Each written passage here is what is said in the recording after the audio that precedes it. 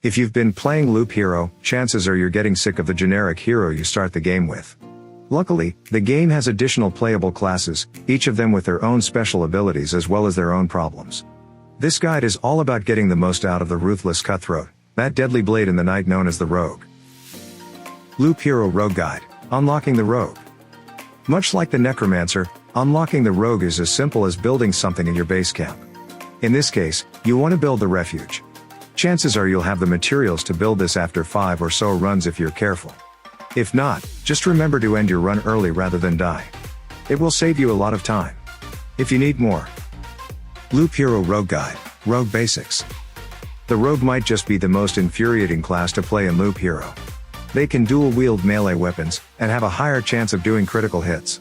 On the other hand, they have no real defenses, their armor relies more on evasion or counterattacking than anything else. Furthermore, they don't get any dedicated magic items. Do not expect health regeneration or vampirism in the early game. The trade-offs are quite obvious. No magic, but you can stack up on the abilities and perks of 2 different weapons for larger damage payouts. Even better, they get unique weapons dedicated to increasing not just critical hit damage but the chance for a critical hit.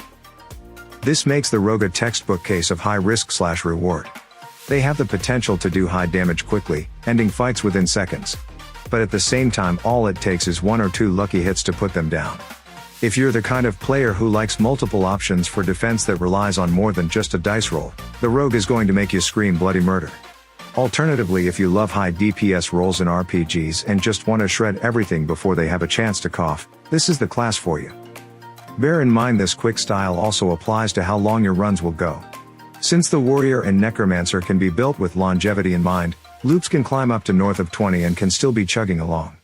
Meanwhile, the Rogue can be flirting with death non-stop and close to a boss fight by loop number 12. Be prepared to either die or retire quickly. As far as deck building goes, I have some recommendations. If you put the effort in to get the Intel Center built, add the Desert and Dune cards immediately. Anything that drops down your enemy's max HP is a godsend with this class. As for areas of interest, the Swamp has the potential for good payouts. Since the Rogue doesn't heavily rely on health regeneration, the Swamp's healing penalty isn't too big of a factor. Furthermore, the Mosquitoes should die quickly to some well-placed Rogue swipes before their poison affects you. If you're feeling lucky or just really want to lean into evasion, the Storm Temple card might be your speed as well. Finally, Rogue Lanterns to help cut down on Horde encounters and the Beacon card to help further increase your movement and attack speed in battles. Loop Hero Rogue Guide: Rogue's Loot System. Complicating this highly specialized role, the Rogue handles loot completely differently as well. While other classes in the game just get items regularly, the Rogue has a single bag where they collect trophies. The bag fills up as you beat monsters throughout your loop, and you cash in these trophies for brand new gear when you make it back to base camp. In short, you have to survive to the end of your loop before you can even improve your gear. In addition, all loot you have in your inventory is discarded when these trophies are cashed in. You either use it or lose it.